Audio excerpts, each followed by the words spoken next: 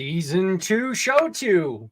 We're Show 2, not Show Tunes. Not yet, at least. Not that I know of. Hey, everybody. Zach Clayton, President and Founder, Community Pay It Forward, Community Dare to Care, and the PAC channel. And we are back for our second show of the year. We have Stephanie and Diamond with us right now, and our wonderful guest today, who is... This is a wonderful triumph story because she came from ovarian cancer to where now she's raising other people and helping them to feel better about themselves. You know, I know that cancer is very defeatist, and I know that a lot of people can never pull themselves mentally out of it because, as we've talked before, when you get sick, it's so hard on everything. And if your mind is not right, you don't ever get healthy.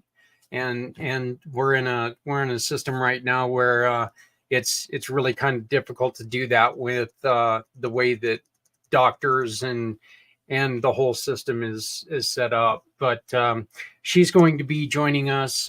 Melanie is going to be joining us as soon as we're done here and talk about this a little bit more. But right now, I'd like to introduce Steph Samos, the goddess of the grape. How are you doing, sweetie? I'm doing great. I'm really excited to hear from Melanie. I heard bits and pieces of the story prior, but I'm really excited to do the show and be live with her and hear firsthand, how she overcame all of that and what she's doing to move forward. So yay.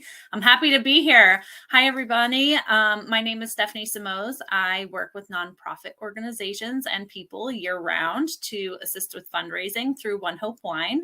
So what I do is I specialize in fundraising, gifting, private wine events, and wine delivery. And as I always say, when you pour a glass of wine or send a gift, it's really a great feeling to know that that bottle is making an impact for a nonprofit organization that's important to you. Yes, you get to choose where that donation is going.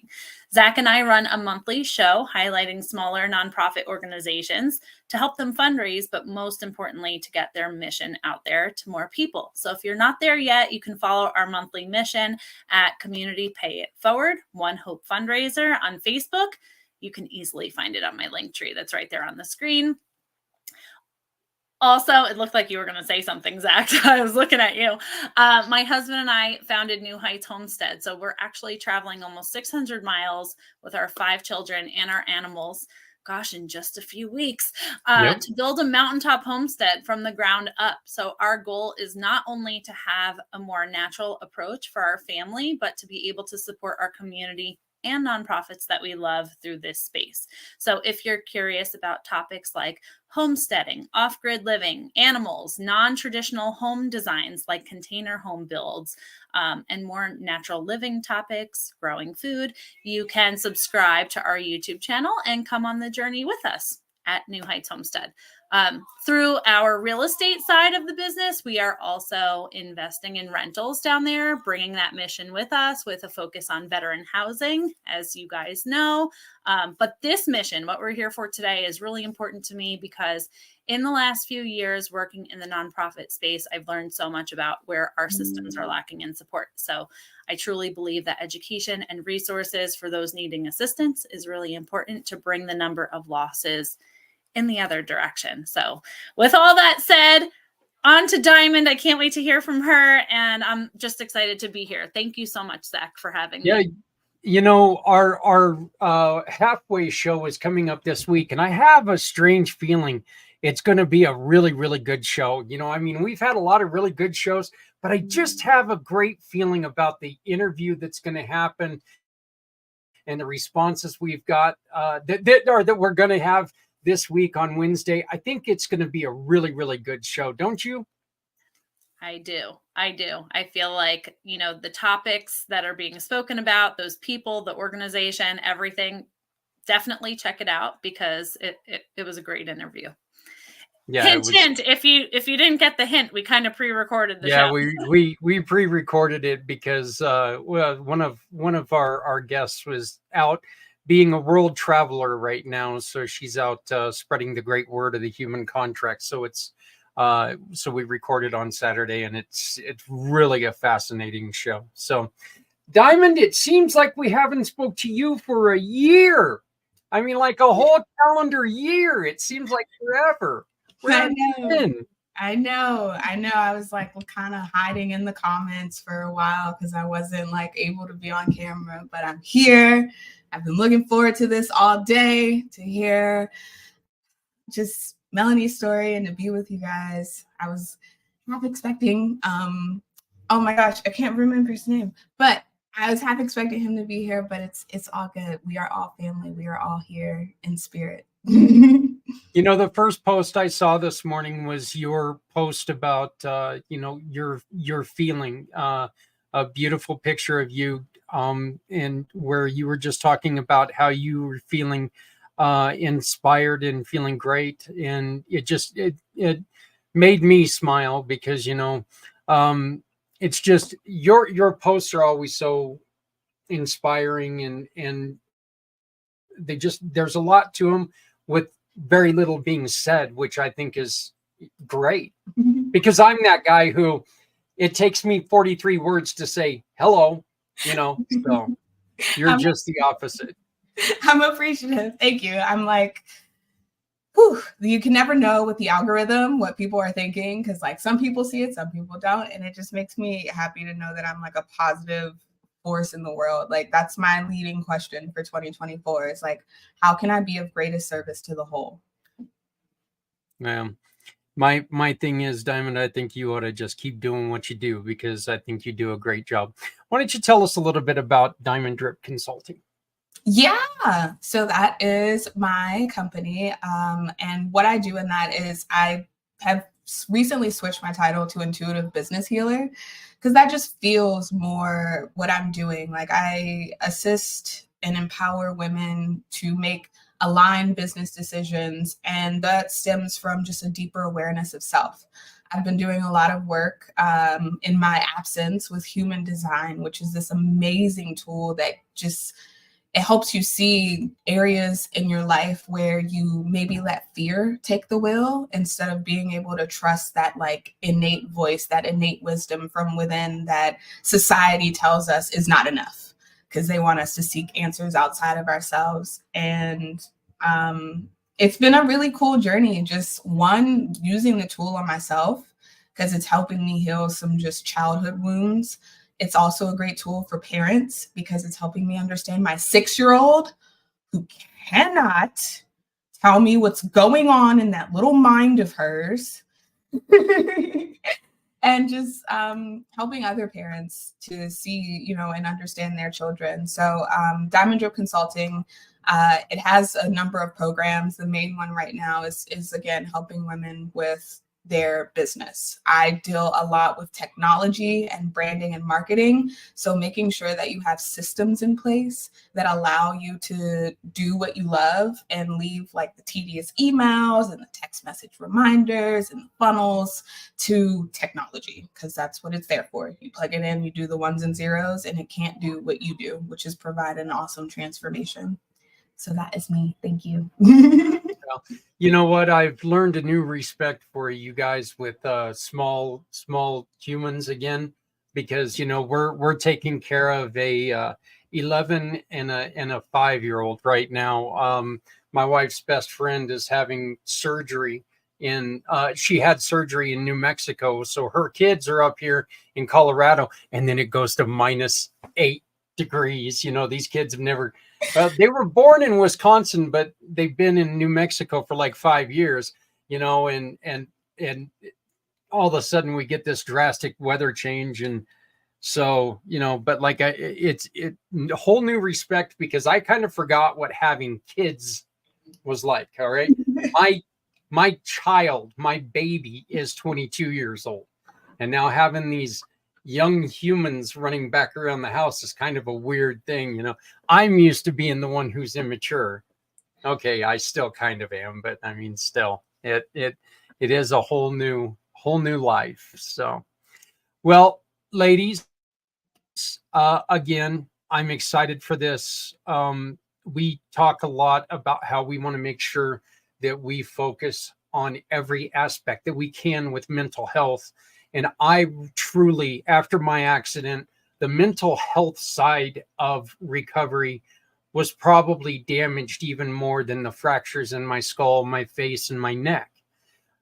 The mental health of not being able to get the help that you needed, and having people telling you, this or that. So our guest today recovered from ovarian cancer, and she's wrote a book that the Ovary Jones, and I get a notification right there. And she runs a program called the Ovary Jones Show on LinkedIn, and it opens to a new tab. Look at that.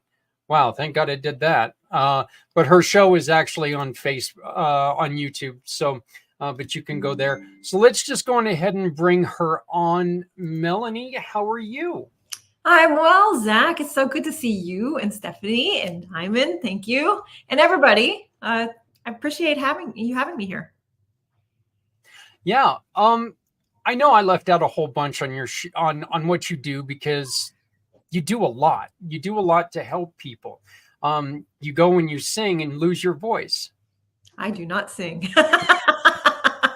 That is the one thing I don't do. The first time I saw her, she had no voice, and I was, we barely met each other, and she had no voice, and I'm asking, and she was going on a trip, and I said, "Are you going there to continue to sing?" Yes, no. And she's, and with her no voice, she was like, "No, that's not me." So, but so I still have to comment on that. But Melanie, tell us a little bit about what happened and your journey with recovery. So thank you, Zach. So it's a brand new year, right? So imagine, a lot of people love to set New Year's goals, right? Business goals. And that's what I'm all about, because I am a business coach. And so this is the time of the year we set new goals, and we're excited to roll up our sleeves and dive in and, just have an amazing year. But imagine, instead of reaching your goals this year, your doctor told you were going to die. Like, what would you do? So it's been 5 years since my doctor told me I only had months to live. And I will tell you, that is a big thing to hear. Not a fun thing to hear, but I was really annoyed, because I was diagnosed on New Year's Eve, 2018. And my oncologist told me, "Don't worry, Melanie, I'm going to keep you out of pain to the very end." That was her message of hope to me. I had a grapefruit-sized tumor crushing my spinal column, and it was causing me to feel like I was being electrocuted. And I was really frustrated, because I had goals for 2019, and cancer didn't make an appointment, and dying wasn't on my to-do list. So, spoiler alert, I am not dead. I had an 11% shot at survival, but thank God for that. I was right. 11 isn't 0. And friends, I'm not a bit mad that my doctor was wrong. Did it, what was the effect on you when they told you, did you kind of take it like, do you have any idea who the hell I am? And why are you telling me that I'm going to die? You don't know me. Yeah, no. It was a lot to take in, and they're doctors, right? So they've got to know. And so I was trying to come to grips with, I guess this is it, And I remember coming back from radiation one day, a couple days after I was diagnosed, and my son was sitting in the room writing a note because he thought he missed me. And we had a nice little visit. When he left, I picked up that notebook that he was writing in, and he said, "Mom, you don't have to worry about me. This is going to be the hardest thing I ever go through, but I'm going to get through it and you're going to be proud of me. Don't worry about me. Enjoy heaven. And that's when it got really real, really fast. And, what do you do? And I was so consumed in mourning my own passing that I almost forgot that I was still alive. And I think that's the one thing that we all have to do. Everybody watching, you guys here, we're alive. And it's a gift. And if we can stay present in the moment, who knows how much time we all have left? Nobody knows that, but we're all right here, right now. When was it that the switch in your head, when was it that it was like, you know what? I'm not dead. I don't want to die.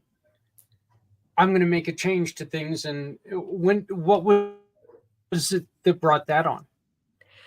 Well, I always knew I didn't want to die, first of all, but I wasn't kind of like, okay. But it took me a little bit, and it took a really wise coach and colleague who said to me, what would it take, Melanie, for you to be thankful for your cancer? I thought she had fallen off her rocker and hit her little head, like there is no way I could be thankful for my cancer. But she really persisted. What would it take for you to be thankful right here, right now, in the moment? And it really planted a seed. And I started focusing on, okay, what am I grateful for? And the first thing I was grateful for is that I didn't get hit by a bus. I mean, I had time to tell my family, tell everybody how much I love them. And, I had that time. And then, of course, as time started to progress, I started really focusing on my gratitude and more what I could be thankful for and staying in the moment, because we spend so much of our time worrying about the future or regretting the past that we're just not right here in the moment. And right here in the moment, we're all good. Diamond, did you have anything? Oh, I was literally just scratching my head, but I do agree. Like, we do spend a lot of time living in the past or thinking about the future. So to be present and grateful for the moment is just such a blessing. But I'm going to say blessing. So blessing's just fine. Stephanie? I'll jump in. So obviously, I mean, you went through probably standard treatment as they recommended, right? Or was there anything that you did differently than most people in your situation would do? Because you came out with different results. So, was it your mindset? Was it different activities? Did you do things in addition to what the doctors were recommending for you? I'm just curious what approach you took to the whole situation.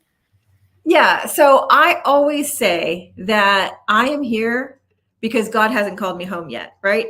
So I will always go back to that. I didn't cure my cancer. However, what I will say is we can have a whole big, huge impact on our lives in every aspect with our mindset. And so there is research finally now that is catching up to us, and it is confirming the role mindset plays on our health. So there's a study of breast cancer patients showing the impact of integrating mind with the body care.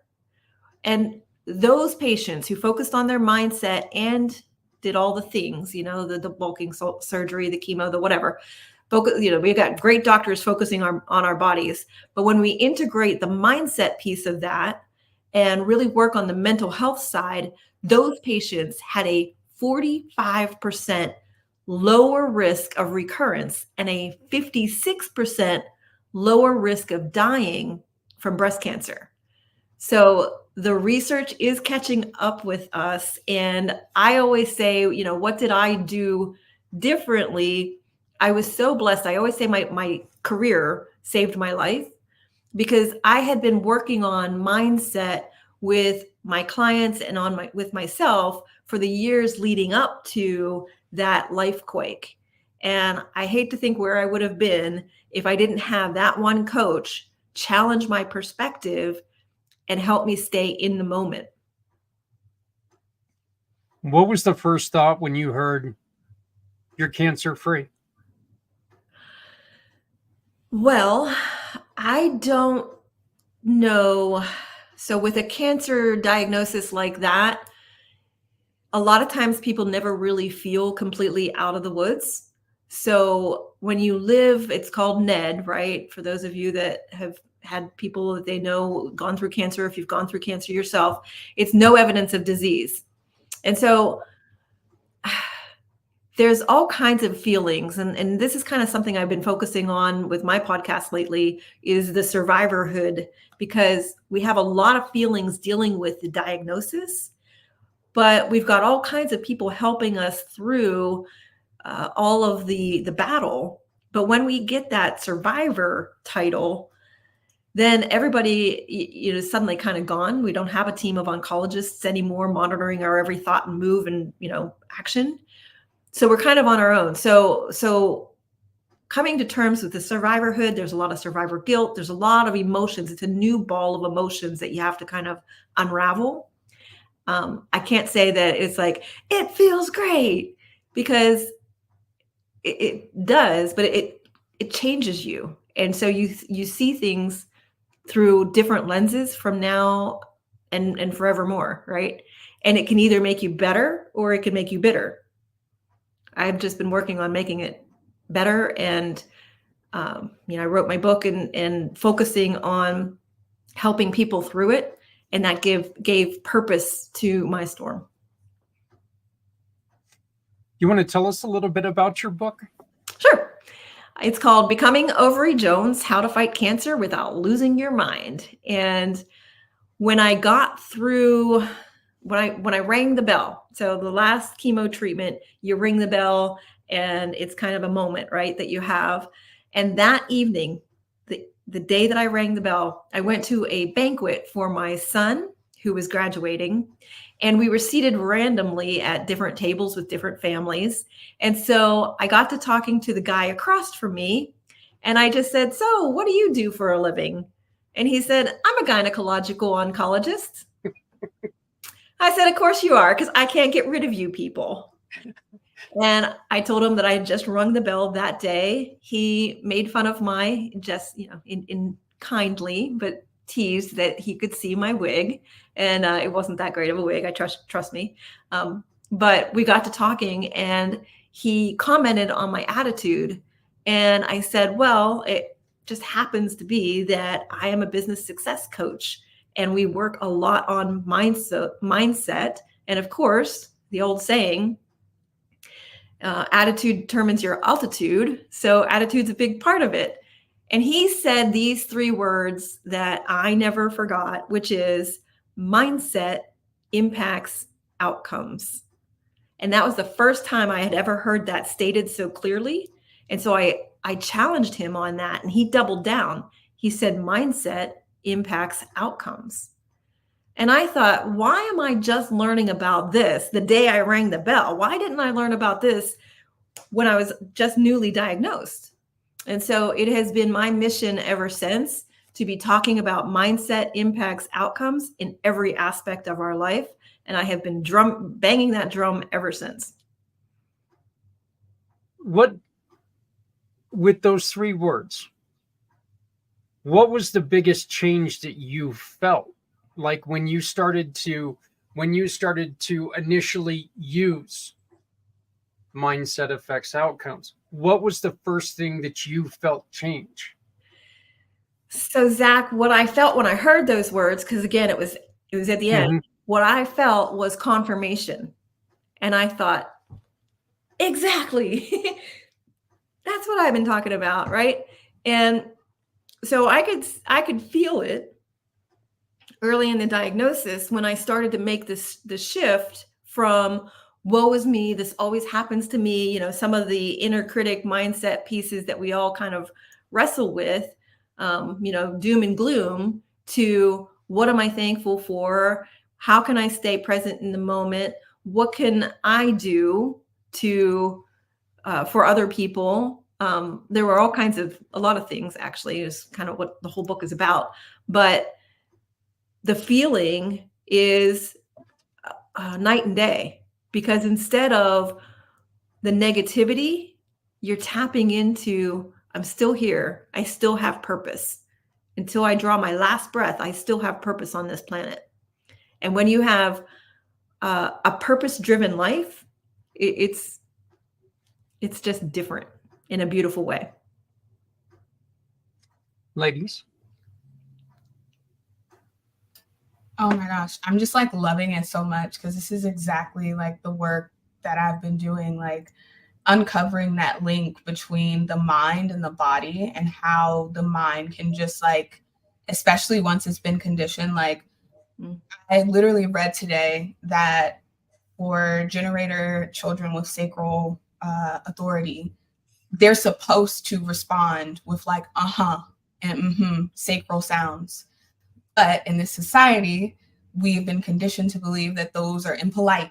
And so what happens is they suppress that just innate urge to express themselves in that way.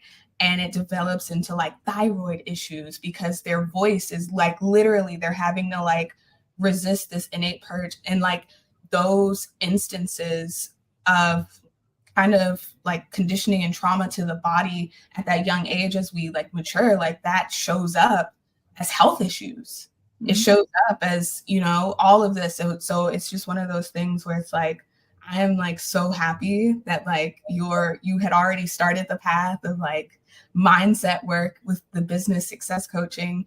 And when you got that, you know, terminal diagnosis, it was like, this is just, you know, that like, this is one of the things. It's like the obstacle is not going to get bigger. The person is going to get bigger, and I'm going to get through this. So I'm just like, I love that, Diamond. I absolutely love that. And it is so true. And it's every aspect, it permeates every aspect of our life. So surgeons are intrigued and fascinated by the will to live, right? Why can some patients just go through Herculean strength to overcome, you know, impossible odds, and, you know, while others don't? But, you know, sports enthusiasts are just obsessed with the will to win, right? And of course, as business coaches, we're fascinated with the will to succeed. But that will, that mindset permeates every aspect of our life. I have a friend of mine who is a very successful, good-looking guy, and he was successful in every other area of his life, but he was alone. He could not find love. And he had everything going for him. So women were not scarce. But as soon as one would, his words, scratch at his heart, as soon as he felt like he was falling, he would Forrest Gump it right out the door. And he finally hired a relationship coach. And in their first session, the light bulb came on, and he realized he associated love with pain. And even his language, scratching his heart and falling, indicated his deep-seated belief that love equals pain. And that's what kept him from what he wanted the most.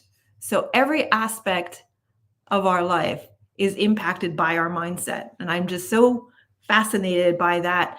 This is just the very beginning. We're just now getting confirmation by the research that, you know, the power of the mind.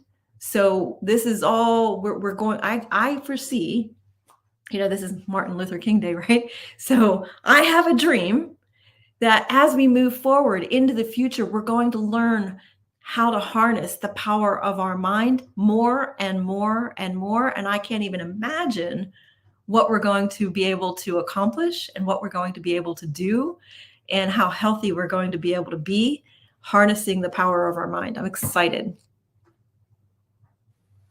Stephanie? So I love that you used Lifequake when you were explaining, you know, your experience, because it's relatable, right? You know, even if someone hasn't gone through exactly what you went through, many people have their own version of a quake that happens in their lives in some shape or form at some point, maybe different points. But I love that so much. Mindset impacts outcomes. And I truly do believe, well, the people who are successful are open to growing and open to learning more, right? So it all really does make a lot of sense. And so your purpose is really to help people now that are going through something, right? Through your book, is that helping people, like, guide them through their kind of quake in their lives in different ways? Yes, Stephanie. So I appreciate you bringing that up, because my life quake was cancer. It's not the only life quake, unfortunately, that I will go through. I'll have more storms in life. We all go through storms in life. Mine happened to be called cancer, but you all have gone through challenges also. We are either going into a storm, we're in a storm, or we're coming out of a storm. That's life, right? And if we're waiting until everything's right to be happy, we're missing out on a lot of life. So we can't just wait until all of the things are just right. We've got to figure out how to dance in the storms, how to have meaning and find purpose in the storms. And what are we growing? What are we learning?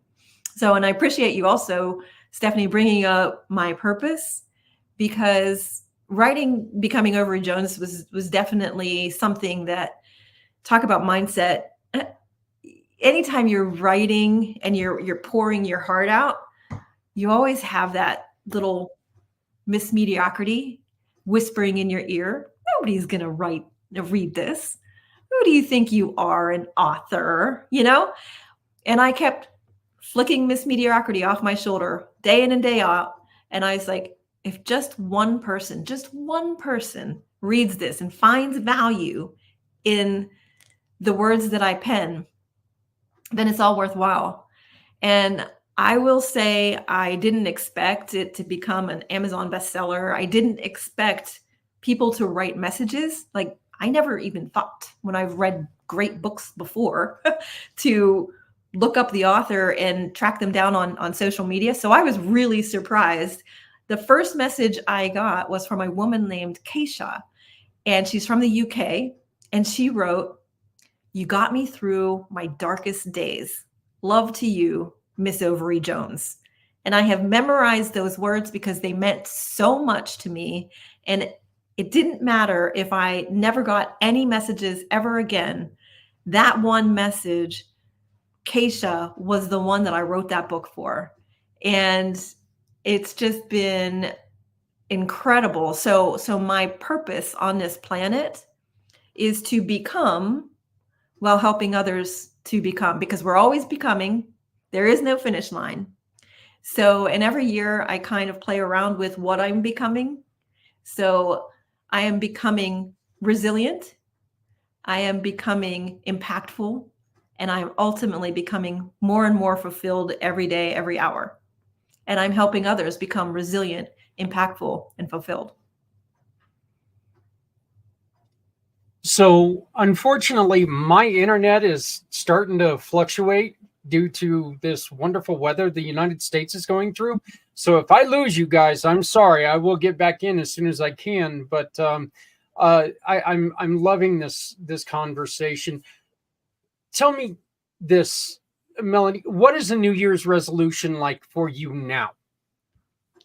Because this happened on New Year's Eve. And now it's got to be so much more, even if it's not per se a resolution, it's got to be so much more powerful now, because now you've seen the ugly face of the demise. So every year, thank you, Zach, every year now, I try to slip away around New Year's to reflect. And so when we go through a life quake, it's just not one chapter ends and a new chapter begins. When you really go through a life quake, it shakes you up. The pieces fall apart, and the pieces don't always go back together quite the same. You never see life quite the same again. And so I have a friend of mine whose wife beat ovarian cancer 22 years ago. And every year she slips away somewhere in the world to reflect on the gratitude that she has, the blessings that she's had, and the impact that that has had on her life. And so I try to do that now also. And so I just got back into the country. As a matter of fact, when you and I spoke, I had just gotten back, I believe, but I slipped away to another country and somewhere tropical where this weather wasn't, where it wasn't, where it was warmer. And I was reflecting on all the blessings that the last 5 years have ushered in, and all of the things that I still want to pour out, and I still want to help, and I still want to increase my impact, and I want to serve. And I think when we focus our life on getting, then everything is kind of short-lived. But when we focus on giving, it has so much more meaning. So I want to focus on giving, not giving, on serving, not selling, realizing that everything that I pour out always comes back in tremendous love and fulfillment, which is what this year is all about for me. And it's just beautiful. Your son, and this is the reason I ask. I've never done this before. I am not an author, but I would invite everybody to go and read. It's on my website. It's called You Will Never Know. And I talk about a young man who lived to be 11 years old, and we wrote him off. We as adults, multiple times we wrote him off. He's sick. This is going to be it. This is it. He's done it. I wrote this story after he finally did pass, because he will never know how much he changed my life on the aspect of, we don't know when the end's coming, like you said. Yeah. We don't know the strength of a person and their perseverance that they can take on. This little 11-year-old boy took more punishment, more tests that these doctors put him through, because he had something to prove. He wanted to find a cure for other little kids who are suffering from this. And when he was done, he talked to God and he said, God, I'm tired. I'm done. And he will never know how much his strength affected my life. How does your son feel now, knowing that you found that note? What is his thoughts? Well, I actually have 3 kids. The oldest name is Nicholas, and Nick was the one that wrote that letter. And then I have a pair of twins, boy-girl twins, because God knew I'd never be able to tell them apart. Huh. Twins, by the way, are not buy one, get one free. Just saying. But anyway, so I'm extremely proud of all 3 of my children. It was something that, one person doesn't go through cancer. The whole family goes through a diagnosis like that. And so I'm very proud of all of them for really just standing up in the storm, not crumbling, and, just focusing on the day. So Nicholas has done a phenomenal job, and I really am proud of him. And I'm just so blessed to be here seeing all the progress that he's made. And I can tell him how proud I am of him. And as he continues to grow, but he's now a young adult. All my children are also, but he now has 3 investment properties, and he is just an incredible entrepreneur. I couldn't be any prouder of my kids, but they got stronger through that storm. And so, I always ask myself, how can I be thankful for my cancer? One of the things that I'm thankful for is how my kids became more resilient through that storm, the impact it had on their life. Well, Stephanie, if you had nothing else to talk to her about, we've got something now, huh? Well, I'm also a twin mom, so we share that in common. But Melanie, it's so funny as you're speaking. It's almost like a very similar storm and life to kind of what we experienced here. So, and it's really funny the way you described it, that if you can just help one person. Zach, I'm sure you've heard me say that many a times. I share our story about pandas and pans that's impacted my son. It's not rare. It's just rarely diagnosed. Actually, this month, about this time this month, 8 years ago is when our storm started. And I just feel like we're starting to release it and move forward from it. And it's true that, everybody is stronger coming out the other side of it. But this farm dream that we had, that we're now finally moving to, we had then, and everything was put at a standstill because medical bills were out of pocket for him. And of course, nothing is more important than the health of your child, right? Mm-hmm. So, and I share a lot often, and I share on my social channels, because it is at least 1 in 200 kids, and it's often misdiagnosed. So I always say, if our story can help just one other family get their child in front of the right doctor a little bit more quickly, then it's all worth it, So that's kind of our health conscious approach to the farm and the diet and the food and all of that. But I love hearing from you in a completely different perspective, but the message is so similar, of how you just want to help people through your purpose and through your storm and what you've been through. And kudos to your kiddos for coming out stronger. And I love the entrepreneurship too. Oh my goodness. I can keep going, Zach, so I'm going to stop now. But I love all of it so much. So do you share about those things too on your YouTube channel? Can you talk about that a little bit? So on my YouTube channel, yes, it's really a lot about, I really wanted to create a platform for survivors and people that have gone through storms, so that they could share their experiences, some tips, some things that they've learned. But most importantly, there's hope when we're not alone. A lot of times we're going to feel like we've got our back up against the ropes, and, it can be very frustrating because we've planned our whole life out and it's supposed to be so great. And now I didn't expect this storm to blow in, right? So it's really a lot of people who have had experiences like that, what they learned from those experiences.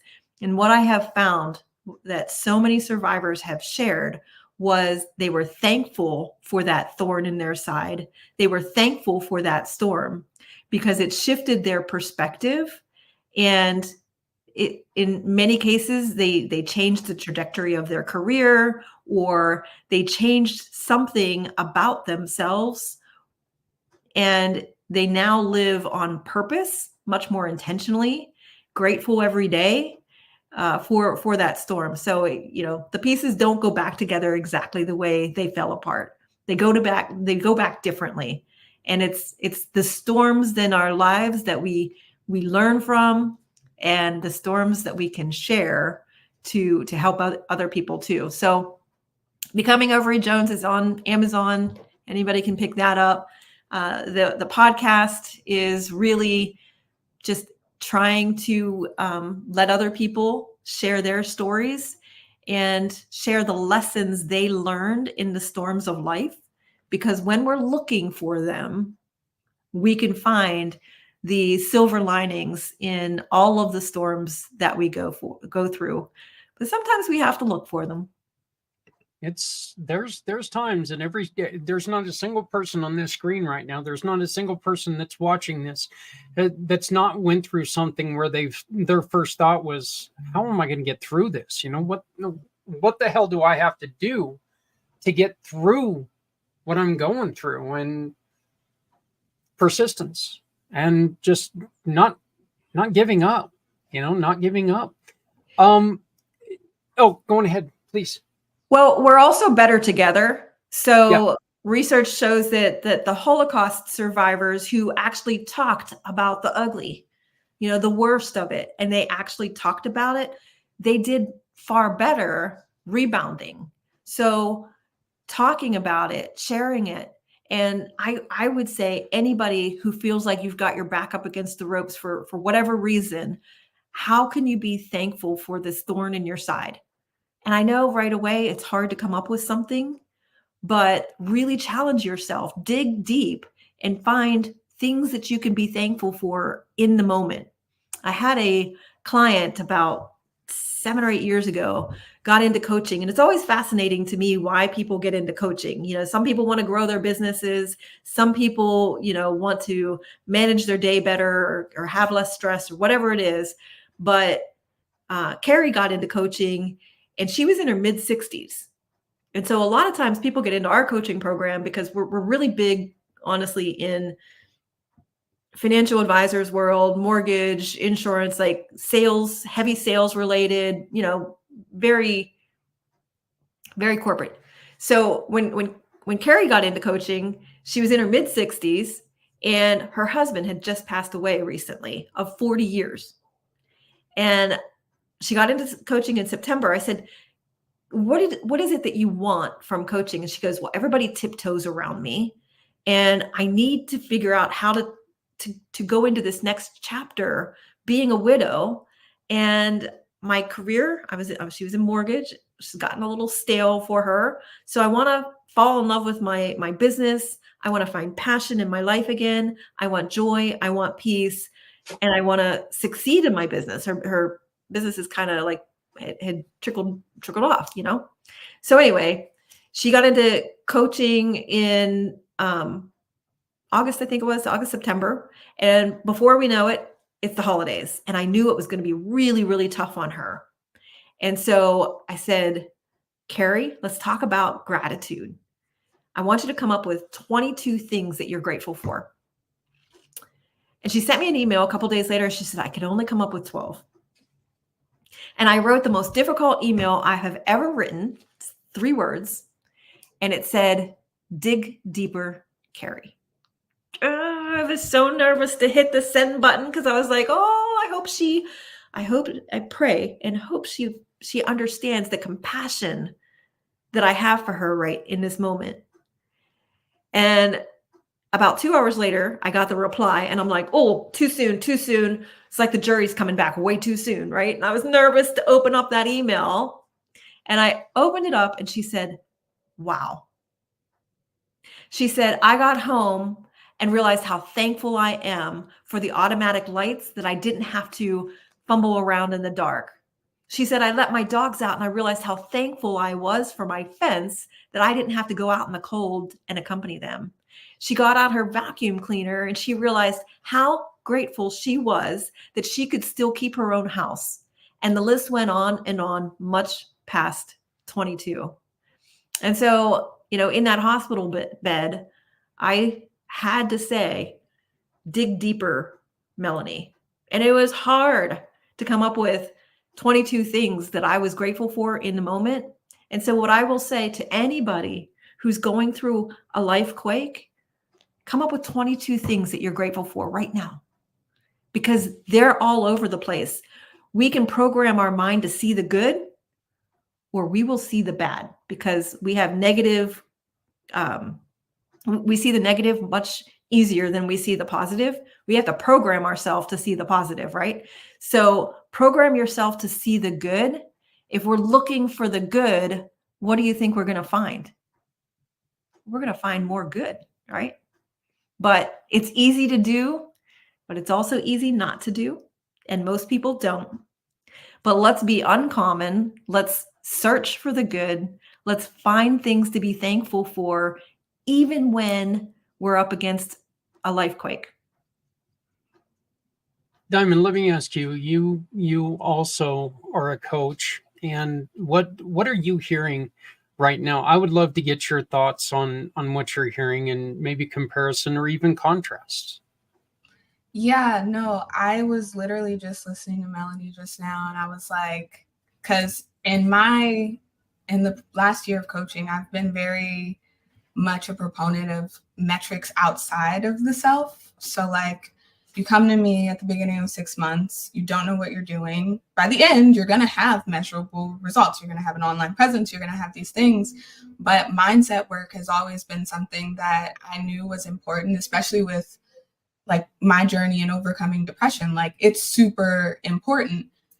And this going into this year, I've really been struggling because that little, what is it, Miss Mediocrity, that little voice has been like, so you just want to like help people feel better, like, and not talk about business as much. Like, I don't think anyone's going to go for that. They know you for business. Like, and to just hear the story of how Melanie helped her client was like, go deeper.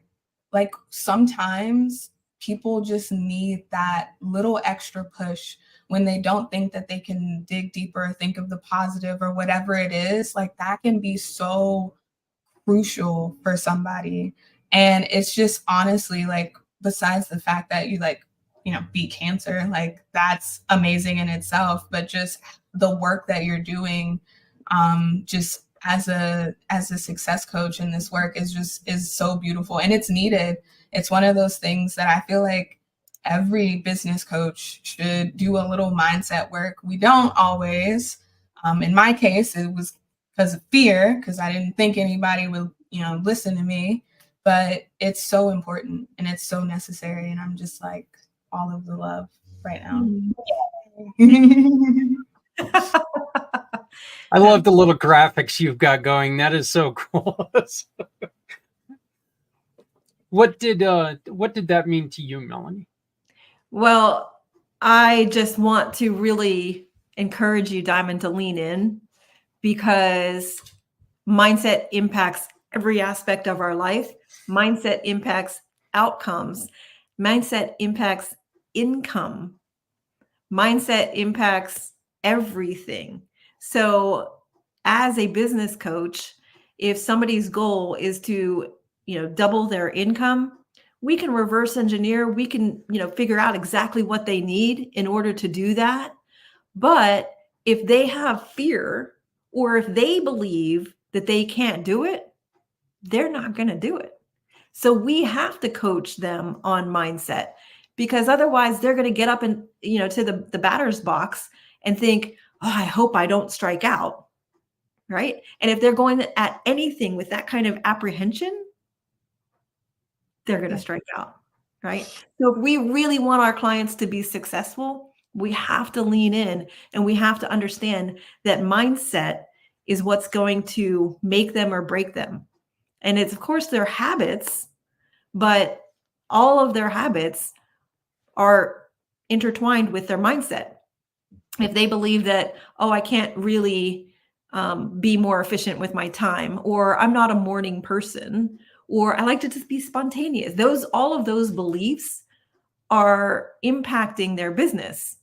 And if we get stuck in those thought holes and we never challenge them, and we as coaches, we don't challenge people to challenge their own thought holes, to think differently, then they're going to get the same results that they've always gotten. And that's not why they've hired you. Well, as you know, Henry Ford put it, whether you think you can or whether you think you can, you're right, you know. So Stephanie, I believe it was Ford that also said nothing happens until people sell something. Yeah. Uh-oh. Well, I might be in trouble there, but yeah, I coach a lot of salespeople, so that's why I know that one right off the top. Yeah. Melanie, I just have to say, you have such an energy about you. So I can't even believe the time. It's flown I know, by just having this conversation. It's really, really awesome. But I would really encourage anybody watching to connect with Melanie, to read her book, because no matter what your storm is, you know, and whatever side of it you're on, I think that this will really help to get you through. I would also really encourage people to connect with you. Just, I know for us, connecting with the people who understood our situation got me through that situation, because we were hitting brick walls with doctors, with, you know, family, friends, people who just didn't understand the storm we were really in. So truly, that kind of network that you're trying to create through your channels with, you know, people sharing their experiences, you just having an outlet for that is invaluable. I don't know if anybody's told you that yet, but just hearing that you're offering that is incredible. So I would really just encourage people to check out her channels and connect with her there, because that's huge. I know for us, it was life-saving for me to be able to be that strength to get us through. So that's awesome. We are all stronger together. So I appreciate that, Stephanie, and I've really appreciated our time together. And yes, it did fly by.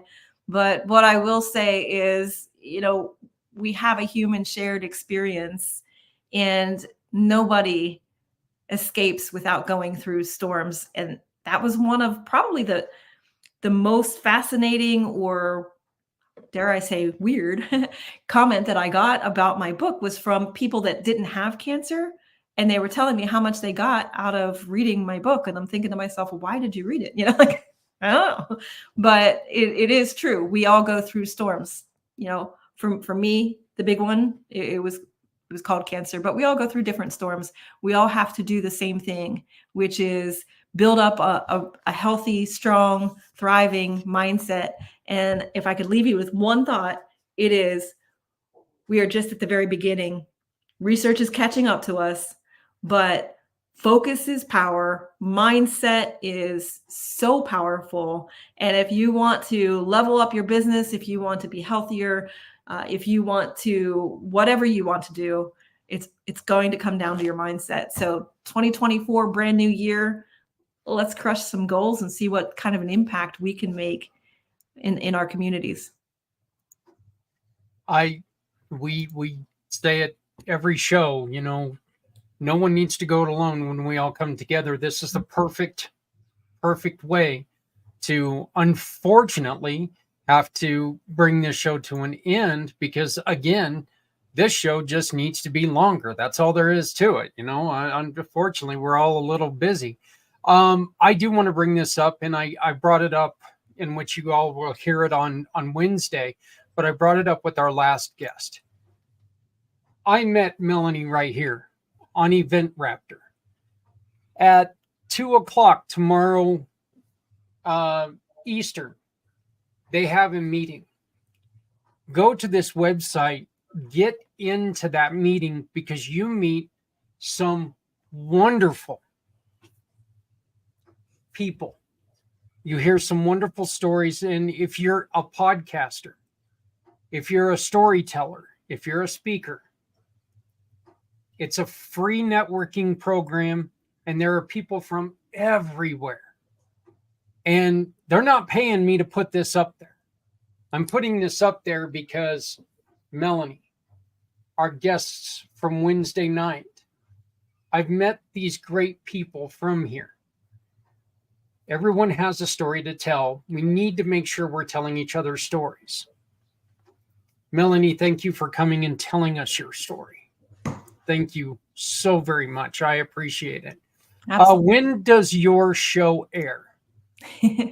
Well, I know consistency is a big thing. I happen to have my fingers in a whole lot of things right now. So I have a lot of previous episodes. I just did my 5-year episode from Antigua. It was, just me actually, which I have guests. I've never actually done just a solo show, but I did do a solo show from Antigua, just talking about, survivorhood and the new, just being 5 years. But I do have a lot of good guests coming up. So kind of just be on the lookout, and hopefully connect with me on LinkedIn. You'll always see them.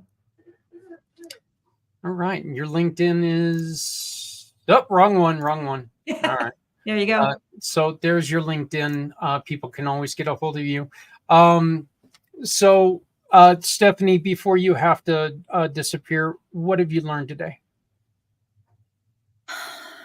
There's a lot of strength in community, and Melanie's providing a strong foundation for that. And you are incredible for getting through what you went through. I just want to leave with that. There's a reason why you're here. You're meant to be here. It's a God. Thanks for being here on the show. Thank you. Diamond? Yeah, the thing that I learned is something that I think I probably said it on our episode, but it's to feel the fear and do it anyway, because mindset is so important. It's one of those things that but you forget, because for whatever reason, life be lifing, and we forget that we have control over how we interpret the world that we live in. So I'm just really grateful for your presence here. Oh, thank you, Diamond. Look, and I'm just going to say it. Nobody has to go it alone when we all come together. And that's what we've learned. I want to thank you, all three of you, thank you so very much. Ladies, we will be talking to you two again next week. Melanie, I'll probably be talking to you a little bit tomorrow at some point in time. So thank you all very much. Please remember to love somebody out there, because there are people out here who love you. Nobody has to go it alone when we all come together. And if you're not helping somebody, why? If you're not helping, you're hurting everyone. Thank you very much. And join us again next week when we try to find a way to help people out of bad situations.